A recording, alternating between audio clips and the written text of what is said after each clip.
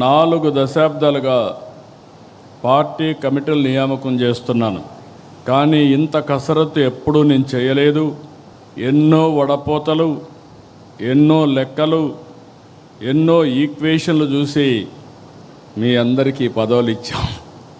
ఈ విషయం మీరందరూ గుర్తుపెట్టుకోవాల్సిన అవసరం ఉంది.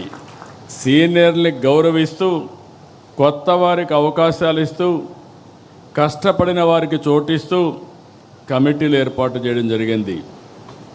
సీనియారిటీ, సిన్సియారిటీ, సోషల్ రీఇంజనీరింగ్తో దాదాపు 250 మందితో కమిటీలు ఏర్పాటు చేసుకున్నాం. అనుభవం, యువశక్తి, సమర్థత, గీటురాయిగా పార్టీ కమిటీలు ఏర్పాటు చేశాం.